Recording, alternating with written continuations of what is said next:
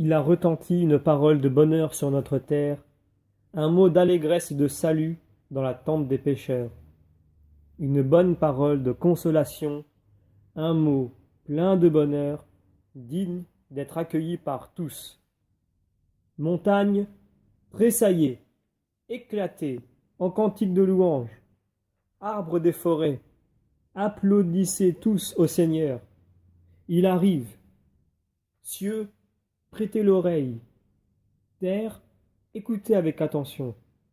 Que toute créature, mais que l'homme surtout, soit transporté d'admiration, éclate en louange. Jésus-Christ, le Fils de Dieu, né à Bethléem de Juda. Quel homme, au cœur de pierre, ne sentira point son âme se fondre à ces mots? Quelle plus douce nouvelle pouvait-on nous annoncer? De quelle plus grande délice pouvions-nous être inondés? A-t-on jamais rien entendu de pareil? Et le monde a-t-il jamais rien appris de semblable? Jésus-Christ, le Fils de Dieu, né à Bethléem de Juda. Quelques mots à peine pour rendre l'abaissement du Verbe, mais de quelle céleste douceur ils sont remplis. On voudrait pouvoir exprimer plus longuement cet océan de douceur comparable au miel, mais les expressions font défaut. Telle est la grâce de ce peu de mots, que vouloir y ajouter un seul iota serait en diminuer à l'instant le charme. Jésus-Christ, le Fils de Dieu, né à Bethléem de Juda. Ô naissance d'une inviolable sainteté, honorable aux yeux du monde entier, aimable à tout homme par la grandeur du bienfait qu'elle lui apporte, incompréhensible aux anges même, à cause de son excellence et de sa nouveauté. Sans exemple, car on n'en vit point de semblable avant elle, et on n'en verra pas une seconde après elle. Ô enfantement, qui seul ne connut point la douleur, qui seul n'a point connu la honte, et seul est demeuré pur de toute corruption, qui seul a fermé, au lieu de l'ouvrir, le sanctuaire d'un sein virginal. Ô naissance, qui surpasse la nature par sa merveilleuse excellence et qui la sauve par sa vertu mystérieuse. Ô mes frères, qui est-ce qui pourra raconter cette naissance? Un ange est le messager qui l'annonce. La vertu du Très-Haut la couvre de son ombre, et le Saint-Esprit est survenu pour la consommer. Une vierge croit, par la foi, une vierge conçoit, une vierge enfante, et demeure toujours vierge. N'y a-t-il point là de quoi s'étonner? Le Fils du Très-Haut, un Dieu engendré de Dieu avant tous les siècles, vient au monde. Le Verbe né enfant. Qui pourrait ne point être frappé d'admiration?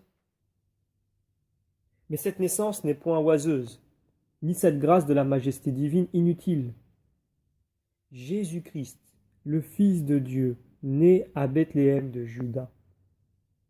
Ô vous qui êtes couchés dans la poussière, réveillez-vous et louez Dieu. Voici le Seigneur qui vient avec le salut. Il vient plein d'onction. Il vient environné de gloire. Car Jésus ne peut venir sans le salut, ni le Christ sans onction, ni le Fils de Dieu sans gloire, puisqu'il est lui-même le salut, l'onction et la gloire, selon ce qui est écrit, un fils sage est la gloire de son Père. Proverbe chapitre 10. Ô heureuse l'âme qui, après avoir goûté au fruit du salut, se sent attirée et court dans l'odeur de son parfum. Elle verra sa gloire, la gloire du Fils unique du Père. Respirez, ô vous qui êtes perdus, car Jésus est venu sauver ceux qui avaient péri. Malades, revenez à la santé. Le Christ est venu mettre le baume de sa miséricorde sur les plaies de vos cœurs. Tressaillez de joie et de bonheur, vous tous qui aspirez à de grandes destinées. Le Fils même de Dieu est descendu à vous pour faire de vous des cohéritiers de son royaume. Oui, Seigneur, je vous en conjure, guérissez-moi et je serai guéri. Sauvez-moi et je serai sauvé. Glorifiez-moi et je serai vraiment dans la gloire. Oui, que mon âme bénisse le Seigneur et que tout ce qui est en moi loue son saint nom. Quand il se sera offert en victime pour mes iniquités, qu'il aura cicatrisé toutes mes plaies et qu'il aura comblé tous mes vœux de bonheur. Voilà, mes très chers frères, les trois avantages que je trouve dans la naissance de Jésus-Christ, Fils de Dieu. Pourquoi l'appelons-nous Jésus? Si ce n'est parce que c'est lui qui sauvera son peuple de ses péchés, comme nous le lisons dans l'Évangile selon saint Matthieu.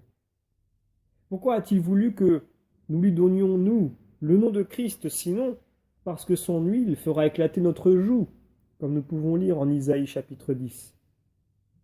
Pourquoi enfin le Fils de Dieu s'est-il fait homme, si ce n'est pour faire l'homme enfant de Dieu? Or, qui est-ce qui a jamais résisté à sa volonté? Quand Jésus nous justifie, qui est celui qui nous condamnera? Si c'est le Christ qui nous guérit, quel est celui qui pourra nous faire des blessures? Enfin, si c'est le Fils même de Dieu qui nous élève, où est celui qui pourra nous abaisser? C'est donc la naissance de Jésus. Que celui donc que les péchés condamnés au fond de sa conscience, à la damnation éternelle, se réjouisse, car la charité de Jésus dépasse de beaucoup le nombre et l'étendue de nos crimes. C'est la naissance de Jésus. Réjouissez-vous, qui que vous soyez, vous que des vices anciens accablent, car avec l'onction du Christ, il n'est pas de maladie de l'âme qui puisse durer, quelque invétérée qu'elle soit. C'est la naissance du Fils de Dieu. Que ceux qui aspirent à de grandes destinées soient dans l'allégresse, car un grand distributeur de titres, de grandeur nous est né. Mes frères, celui qui vient de naître est l'héritier du Père. Faisons-lui un bon accueil, et son héritage est à nous. Car celui qui nous a donné son propre Fils, pourra-t-il bien ne point nous donner tout avec lui? Point de doute, point d'hésitation. Notre garant est bien sûr. Le Verbe de Dieu s'est fait chair et il a habité parmi nous. Le Fils unique de Dieu a voulu avoir des frères en grand nombre pour être leur aîné, et il s'est fait homme, fils et frère de l'homme, pour que la faiblesse et la fragilité de l'homme ne soient retenues par rien. Si vous hésitez à croire que cela soit possible, ouvrez les yeux et vous croirez. Jésus-Christ naît à Bethléem de Juda. Quelle faveur pour cette cité! Ce n'est point à Jérusalem, la ville des rois de Juda, mais à Bethléem, la moindre de toutes les villes de Juda. Ô Bethléem, tu es bien petite, mais le Seigneur t'a bien grandi maintenant. Oui, celui qui, de grand qu'il est, a voulu naître petit dans tes murs, t'a comblé de gloire. Réjouis-toi donc, ô Bethléem, et que l'alléluia de fête retentisse dans tes carrefours aujourd'hui. Quelle cité au monde, en apprenant cette nouvelle, ne t'enviera point cette précieuse étable et la gloire de ta crèche. Déjà ton nom est célèbre dans toute la terre. Toutes les nations te proclament bienheureuse. On dit de toi des choses glorieuses, ô cité de Dieu. Partout, on chante ces paroles. Un homme est né dans cette ville, et le Très-Haut lui-même l'a fondée. Oui, partout on dit, partout on répète, Jésus-Christ, le Fils de Dieu, est né à Bethléem de Juda. Il ne faut pas regarder comme inutile ce mot même de Juda, car il nous fait souvenir de la promesse faite au patriarche. Le sceptre ne sortira point de Juda, ni le prince de la postérité, jusqu'à ce que celui qui doit être envoyé et qui sera l'attente des nations soit venu. En effet, le salut doit venir des Juifs, et de chez eux se répandre au bout du monde. Judas, dit le patriarche, tes frères te loueront et ta main fera peser le joug sur tes ennemis. et le reste qui ne s'est jamais accompli en Juda, mais qui l'est sous nos yeux, un Jésus-Christ. C'est lui, en effet, qui est ce lion de la tribu de Juda, dont il a été dit, Juda est un jeune lion. Tu t'es levé, mon fils, pour saisir ta proie.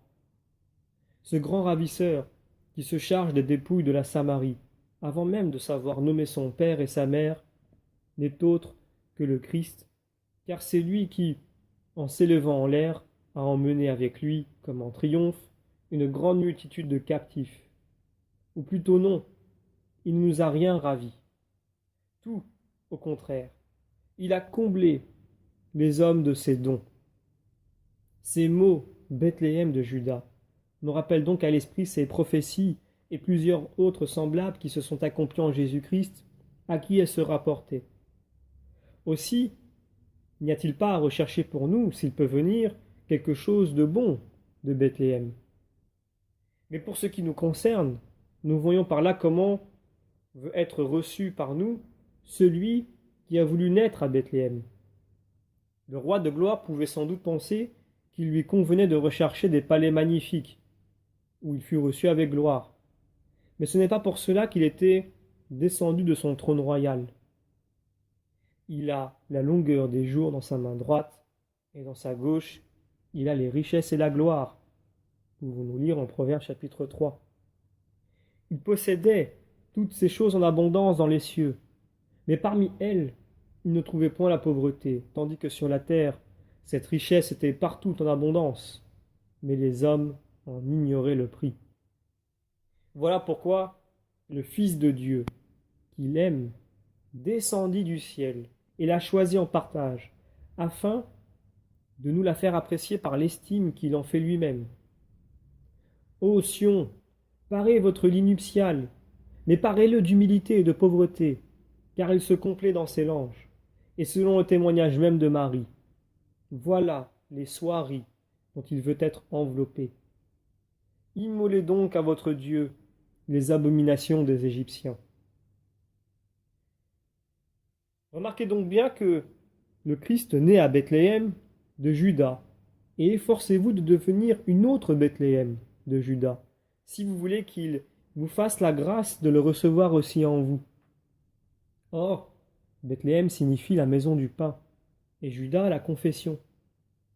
Pour vous donc, si vous nourrissez votre âme du pain de la parole divine, si, tout indigne que vous soyez, vous recevez avec toute la foi et la piété dont vous êtes capable ce pain qui est descendu du ciel et donne la vie au monde, je veux dire le corps du Seigneur Jésus, en sorte que cette nouvelle chair de résurrection répare et fortifie la vieille outre de votre corps, en resserre le tissu et la rende capable de supporter le vin nouveau dont elle est remplie, si enfin vous vivez de la foi et ne gémissez point pour avoir oublié de manger votre pain, vous êtes une autre Bethléem, et il ne vous manque plus que la confession pour être tout à fait digne de recevoir le Sauveur.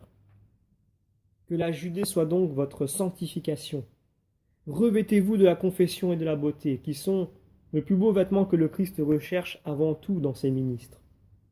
D'ailleurs, l'apôtre vous les recommande l'une et l'autre en 2 mots, quand il dit « On croit de cœur pour obtenir la justice, et on confesse de bouche pour obtenir le salut. » Or, la justice dans le cœur, c'est du pain dans la main, car la justice est un pain selon ses paroles dans l'Évangile selon saint Matthieu.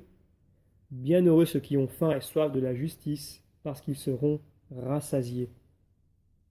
Que votre cœur possède donc la justice, mais cette justice qui vient de la foi, car il n'y a que celle-là qui soit en honneur auprès de Dieu. Mais en même temps que votre bouche la confesse pour obtenir le salut. Après cela, vous pouvez en toute sécurité recevoir celui qui naît à Bethléem de Juda, c'est-à-dire Jésus-Christ, le Fils de Dieu.